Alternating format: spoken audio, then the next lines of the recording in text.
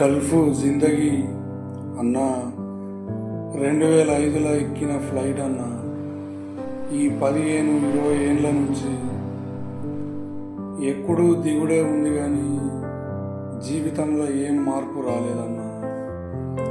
అదే ఫ్లైటు వచ్చినప్పుడు పోయినప్పుడు సంబరం, అంతేగాని ఎవడి లైఫ్ మారిందన్న. ఈ గల్ఫ్ ఎవడు కనిపెట్టినన్న ఈ గల్ఫ్ జీవితాలు. ఇదే మస్కట్. ఈ మస్కట్ ఇంటర్నేషనల్ ఎయిర్పోర్ట్కి వెళ్తున్న ఫ్రెండ్స్, ఎప్పుడు చూడు ఇదే వయా దుబాయ్ అబుదాబి ఇదే ఉన్నది కానీ జిందగీ యోడు మళ్ళీ వస్తామో లేదో ప్రాణంతో.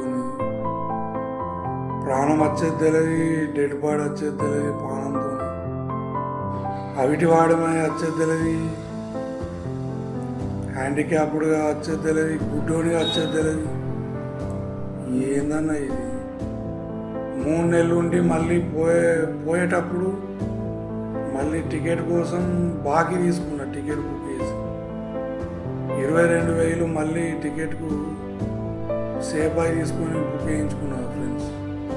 ఇది బతుకు జీవితం అంటే అంతే. ఒకసారి పోయినామంటే మళ్ళీ మనం ఏం చేయలేమన్నా. ఇక్కడ అంతలా ఉంటుంది కనెక్టింగ్ అనేది. ఎవరిని ఉత్తమో తెలియదు, ఎవరు పోతారో తెలియదు. వచ్చింది ఇక మళ్ళా కాసేపట్ల ఆ జైల్లో వంటపోయి పారెత్తాడు. ఆ జైల్లో వంటపోయి పారెత్తే 2 ఏళ్ళ దాకా మళ్ళీ అదే సంగతులు, అచ్చుడు పోవుడు ఇంతే. కానీ 5 లక్షలు సంపాదించింది లేదు, బంగ్లా కట్టింది లేదన్న. 100 మందిలో 10 మంది కడుతుందన్న. ఈ అల్తుర్కి ఫ్రెండ్స్, అల్తుర్కి కంపెనీ మస్కట్ అదే అన్న.